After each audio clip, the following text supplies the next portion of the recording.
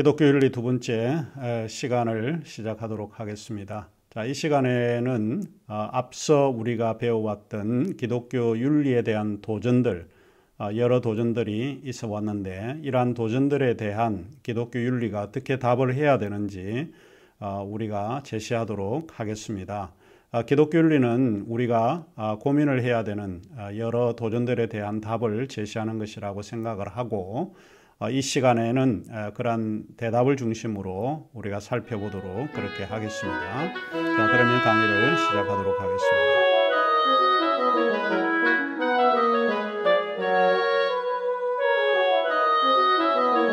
우리 지난주까지 기독교 윤리에 대한 여러 도전들이 있었는데 그 도전들에 대한 제각기 답들을 우선 살펴보고 그 다음에 우리가 윤리의 중요한 이론들이 무엇인지 살펴보도록 하겠습니다. 우선 이제 기독교 윤리의 도전에 대한 여러 대답들이 있는데 그 중에 하나가 왜 나는 하나님을 믿는가 하는 것입니다. 결국은 기독교 윤리의 가장 궁극적인 권위를 하나님에게 두고 있기 때문에, 근데 왜 우리는 이 하나님을 믿고 있는가 하는 이 물음에 대해서 좀 우리가 한번 생각을 해봐야 될 것 같습니다. 자, 첫 번째에 기독교 윤리는 여러 도전들 가운데서 우리가 답을 해야 되는 게 결국은 선의 궁극적 권원이고 또 권위를 하나님께 둔다라고 하는 것이죠. 그 기독교의 신앙 가운데서 우리가 믿고 있는 그 하나님은 선하신 하나님이시다. 이 선하다라고 하는 것은 기독교의 핵심적 가치입니다. 그 기독교의 핵심의 가치가 하나님의 사랑이고 그 사랑이 궁극적인 근거가 될 수 있다 하는 이야기입니다. 웨스트민스터 소요리 문답에서는 인생의 제일의 목적은 하나님을 영화롭게 하며 그를 영원토록 즐기는 것이다. 이렇게 기록을 하고 있습니다. 결국은 우리가 무엇을 하든 인생에 살아가는 가장 궁극적인 목적은 하나님을 영화롭게 하는 것입니다. 하나님의 영광을 위해서 우리가 살아가는 것이 우리의 인생의 제일의 궁극적인 목적이다라고 하는 이야기입니다. 종교개혁자였던 존 칼빈도 기독교 강요에서 첫 번째에 기록된 구절이 인간이 가지고 있는 모든 지혜, 그 참되고 건전한 지혜는 두 부분으로 되어 있다. 하나는 하나님에 관한 지식이요, 다른 하나는 우리 자신에 관한 지식이다. 그러므로 우리는 우리 자신을 알지 못하고는 하나님을 알지 못한다 라고 하는 이야기입니다. 기독교 강요 첫 구절에서 나온 이야기입니다. 이 두 가지예요. 하나님에 관한 지식을 우리가 알아야 되고 또 하나는 우리 자신에 관한 지식, 이 두 가지를 아는 것이 지혜에 속한다. 이렇게 주장을 했습니다. 그 다음에 이제 두 번째, 이 하나님은 선하신 하나님이면서 동시에 모든 행위, 결정 및 판단의 근거로서 하나님입니다. 인간이라고 할 때 인간은 유한한 존재입니다. 우리가 판단을 할 때 항상 올바른 판단을 할 수가 없습니다. 모든 근거는, 판단의 근거는 우리가 가지면 안 되고 하나님에게 있어야 한다라고 보는 거죠. 이 기독교 윤리가 갖는 가장 중요한 권위는 결국 하나님께서 어떤 행동의 결정과 판단을 하고 계시다. 그 근거를 하나님께 맡긴다라고 하는 게 굉장히 중요하다 하는 이야기입니다. 로마서 11장 33절에서 36절에 보면 깊도다 하나님의 지혜와 지식의 풍성하며 그의 판단은 헤아리지 못할 것이며 그의 길은 찾지 못할 것이로다. 누가 주의 마음을 알았느냐? 누가 그의 모사가 되었느냐? 누가 주께 먼저 드려서 갚으심을 받겠느냐? 이는 만물이 주에게서 나오고 주로 말미암고 주에게로 돌아감이라. 그에게 영광이 세세에 있을지어다. 아멘. 자, 결국 하나님의 판단은 우리 인간이 헤아릴 수가 없습니다. 결국 기독교 윤리의 여러 도전에서 우리가 하나님이 결국 윤리에 있어서 가장 권원이 되시다라고 하는 것을 인정할 필요가 있죠. 마태복음 6장 33절에 보면 그런즉 너희는 먼저 그의 나라와 그의 의를 구하라. 그리하면 이 모든 것을 너에게 더하시리라. 결국에는 우리가 추구해야 되는 것은 하나님의 나라, 하나님의 의를 구하는 겁니다. 하나님의 올바름을 구하는 것이죠. 결국 인간이라고 하는 것은 제한적이고 한계가 있고 잘못 판단할 수가 있습니다. 우리가 옳다고 생각을 해도 그것이 반드시 옳은 것이 아닐 수 있기 때문에 그렇습니다. 자, 그 다음에 하나님이 어떤 절대 근거로서 기독교 윤리를 생각을 하게 될 때 그 하나님은 도덕성의 근거로서 하나님을 생각할 수밖에 없습니다. 결국 하나님은 도덕성의 근거가 되신다라고 보는 거죠. 에밀 브루너라고 하는 신학자가 있습니다. 칼 발트와 동시대의 사람이기도 하고 두 사람이 행했던 신학을 가르쳐서 신정통주의 신학이라고 이야기를 합니다. 자, 이분들이 신정통주의 신학을 그 당시에는 신학을 위기로 본 거죠. 그 위기에서 구해낼 수 있는 것은 결국 하나님으로부터 돌아와야 되고 성서로 돌아와야 된다라고 하는 것을 강조했던 신학이 신정통주의, 정통을 다시 회복하자라고 하는 의미에서 신정통주의 신학이었는데 그 신정통주의 신학자들 가운데 한 분이 에밀 브루너입니다. 그는 Divine Imperative, 그 신의 명령 혹은 신의 명령법이라고 하는 책 챕터 9에서 이렇게 기록을 하고 있습니다. 믿는 자는 믿음으로 인식되는 선만이 유일한 선이다. 따라서 이 도덕적 선은 우리의 존재 근거인 하나님께 있고 하나님에 대한 무조건적 순종에 의해서만 달성될 수 있다. 하나님이 없는 삶은 아무런 의미가 없으며 도덕성에 대한 근거가 제공될 수 없다. 이렇게 주장을 했습니다. 결국 기독교 신앙에서 하나님이 없는 삶은 우리가 생각할 수 없는 삶입니다. 모든 권한은 하나님으로부터 시작을 하고 하나님으로부터 끝이 나는 이야기입니다.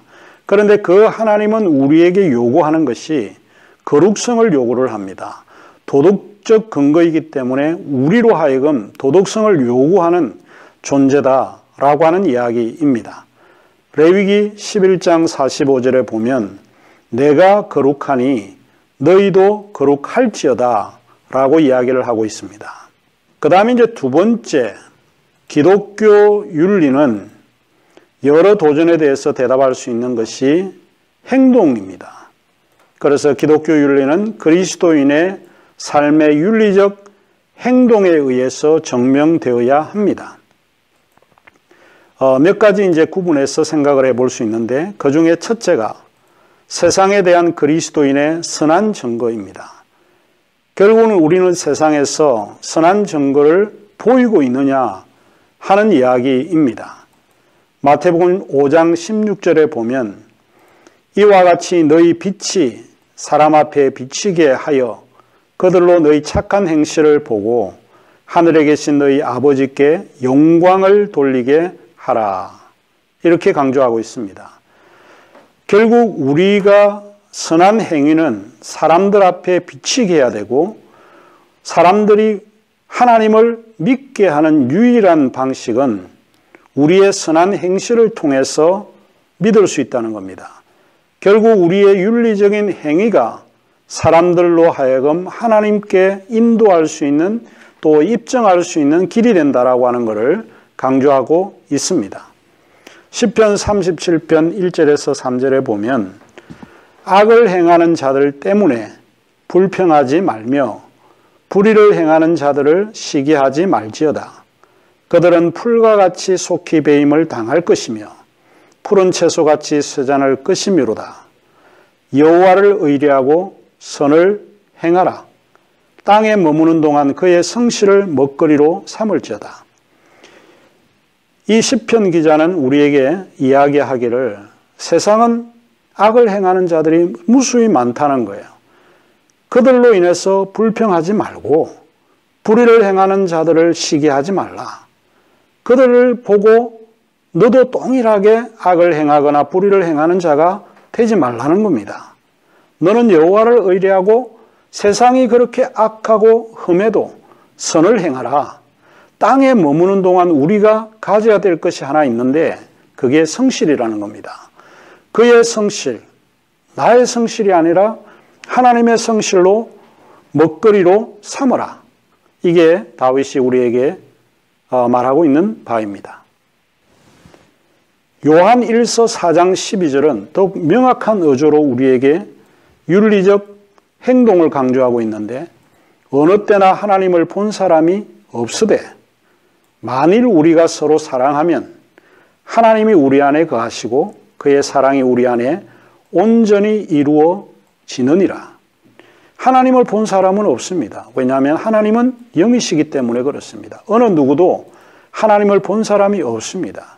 여러분 가운데 만일 나는 하나님을 봤다 그러면 그 사람은 실제로 사기꾼일 가능성이 높습니다. 아니면 다른 어떤 정신병동으로 보내야 될 사람이 아닌가 생각을 합니다.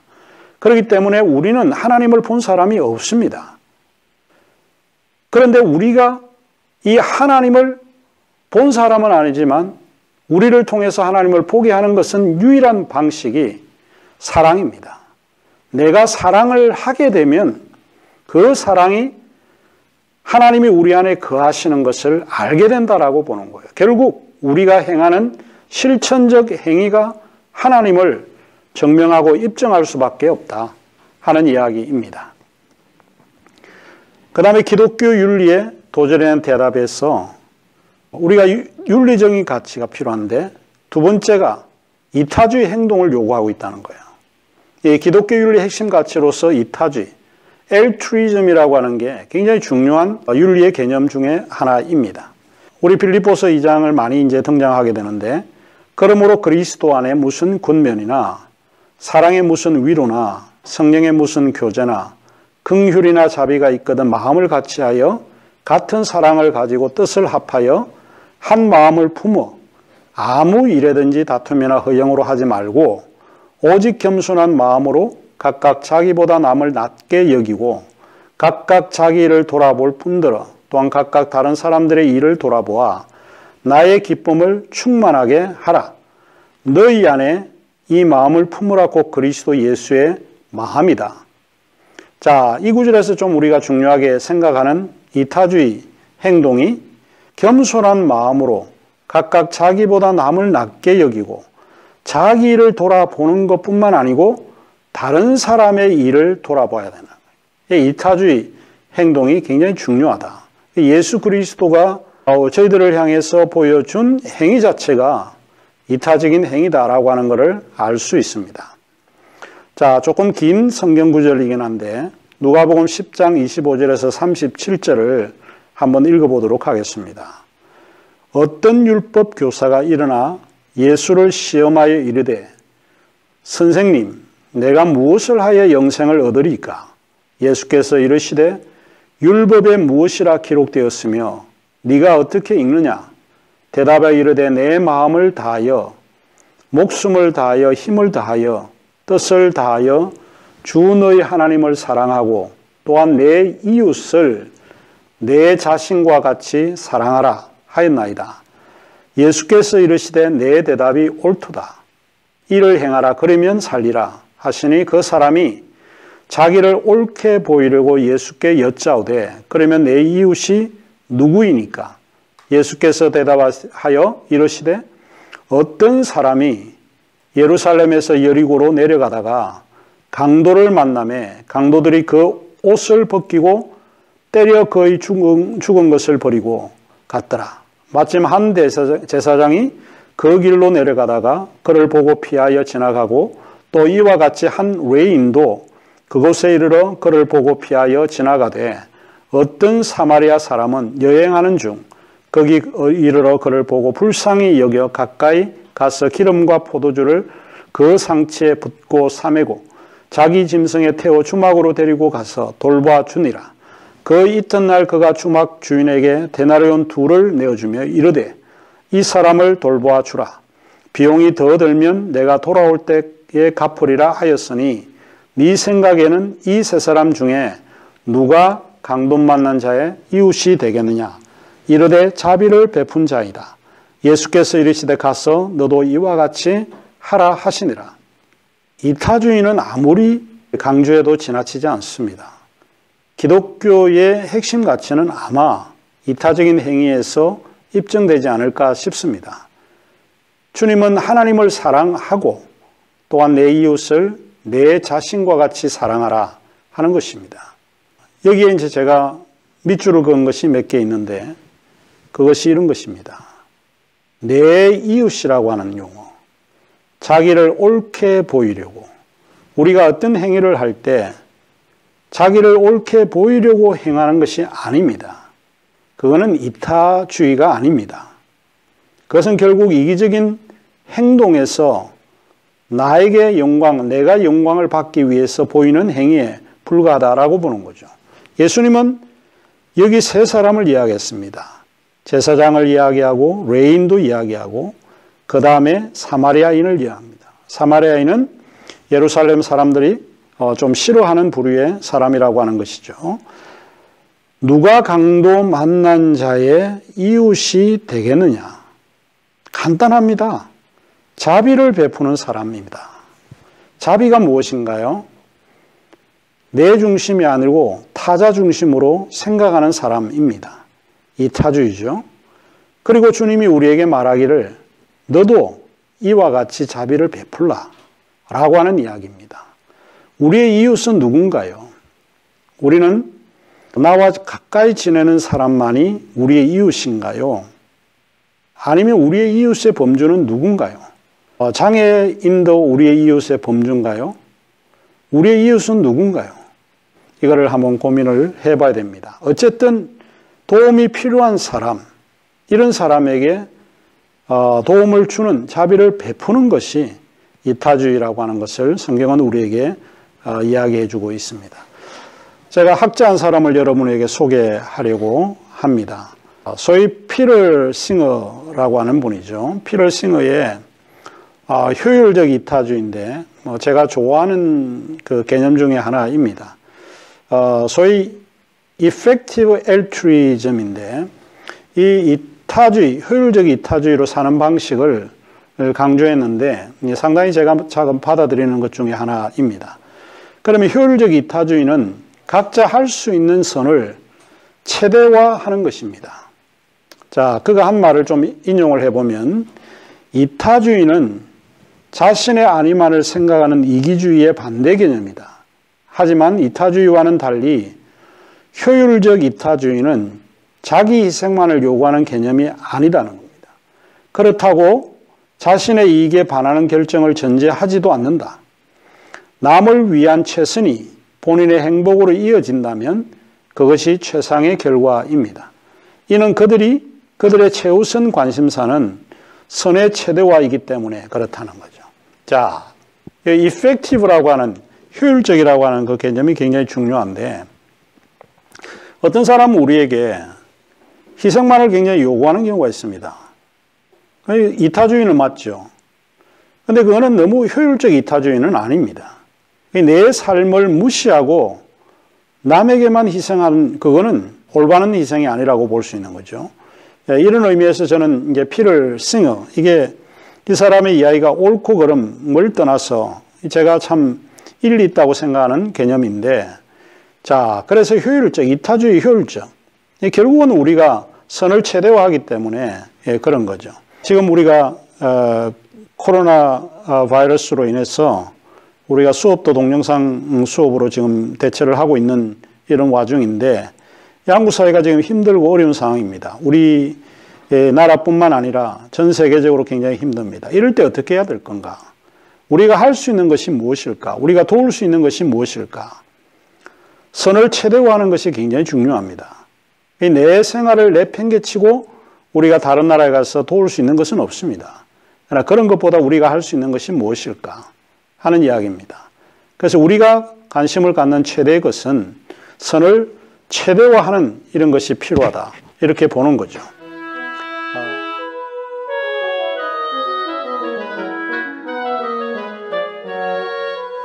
자, 이제 우리가 살펴봐야 될 부분이 기독교 윤리의 내적 특성은 뭔가라고 하는 것입니다.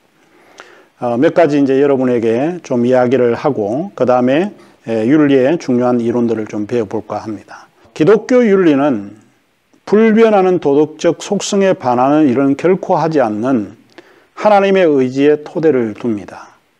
우리의 의지가 아니라 하나님의 의지에 그 토대를 두고 있다는 것입니다. 기독교 윤리는 내 뜻을 관찰시키는 것이 아닙니다. 기독교 윤리는 하나님의 뜻을 준수하는 것입니다. 하나님의 뜻은 무언가요? 우리가 온전해지는 삶, 즉 성숙해지는 삶을 하나님이 원하시는 삶이다 라고 하는 이야기입니다. 마태복음 5장 48절에 보면 그러므로 하늘에 계신 너희 아버지의 온전하심 같이 너희도 온전하라 이렇게 이야기를 하고 있습니다. 결국은 우리가 하나님의 뜻을 따르는 사람이었다 하는 것이죠. 두 번째 기독교 윤리의 내적 특성 중에 하나가 기독교 윤리는 하나님의 계시에 토대를 둡니다. 우리가 이제 하나님의 계시라고 할 때 두 가지로 구분해서 생각을 해볼 수 있는데 하나는 일반 계시가 있고 하나는 특별 계시가 있습니다. 그러면 일반 계시는 뭐고 특별 계시는 뭐냐? 일반 계시는 자연 속에 자신을 계시하는 것을 말하고 특별 계시는 성경 속에 자신을 계시하는 것을 말한다 하는 것입니다. 결국은 기독교 윤리는 하나님의 계시에 토대를 두어야 한다라고 보는 거죠. 특별히 로마서 1장 20절에 보면 창세기로부터 그의 보이지 않는 것들 곧 그의 영원하신 능력과 신성이 그가 만드신 만물에 분명히 보여 알려졌나니 그러므로 그들이 핑계하지 못할지라. 창세기로부터 보이지 않은 이 자연 속에 하나님의 신성이 숨겨져 있다라고 보는 거죠. 그래서 사람들이 이 자연을 통해서도 하나님께서 자신을 계시한다라고 하는 것을 알 수 있습니다. 마태복음 5장 45절에 보면 이같이 한즉 하늘에 계신 너희 아버지의 아들이 되리니 이는 하나님이 그 해를 악인과 선인에게 비추시며 비를 의로운 자와 불의한 자에게 내려주심이라. 하나님은 항상 선한 사람에게만 비를 내리시지 않습니다. 하나님은 의로운 자와 불의한 자에게도 동시에 비를 내려주신다는 겁니다. 이런 게 바로 일반 계시입니다. 하나님의 역사는 하나님의 계시는 반드시 예수 그리스도를 통한 계시, 특별 계시에만 의하지 않고 일반 계시를 통해서도 역사합니다.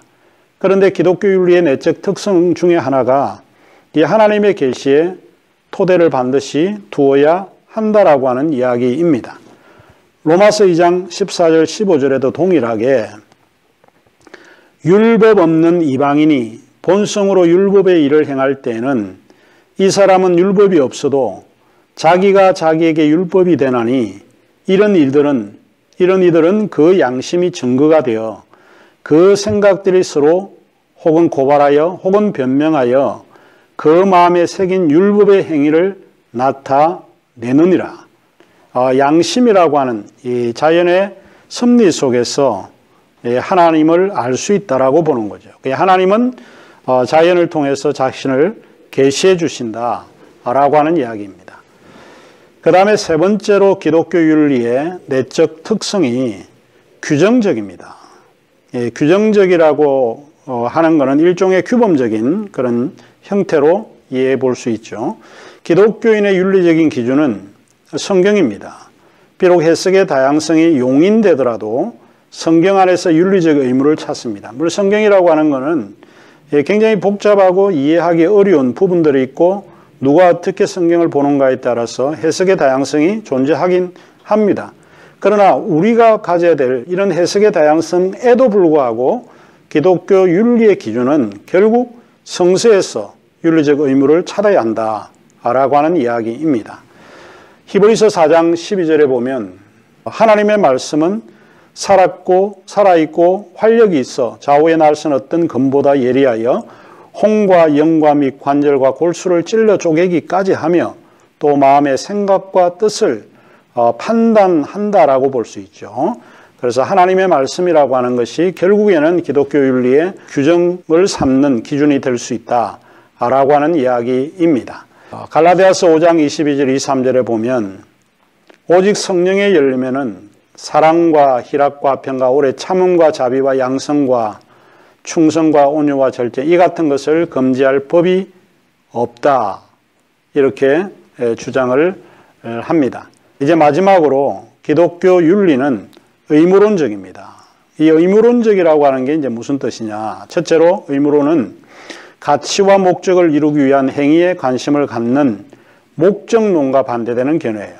의무론은 결과보다는 동기에 초점을 맞추는 것을 의무론이라고 봅니다. 우리가 윤리의 중요한 이론들을 살펴볼 때 의무론의 윤리를 펼쳐볼 때 그때 조금 더 구체적으로 공부를 하게 되겠지만은 이 의무론은 선한 행동이 우리의 희생을 요구할 때에도 의무를 이행해야 하는 것을 말합니다. 그 다음에 셋째로 의무론은 도덕적으로 옳은 행동은 필연적으로 지켜야 할 규범으로 받아들입니다. 내가 불편해도 그거를 지켜야 되는 그런 의무로 받아들여야 되는 것을 이야기를 하죠. 그 요한복음 13장 35절에 보면 너희가 서로 사랑하면 이로써 모든 사람이 너희가 내 제자인 줄 알리라. 우리가 사랑해야 된다는 것은 일종의 목적이 아니고 이거는 의무입니다. 우리가 당위적으로 받아들여야 될 것이라고 볼 수 있습니다.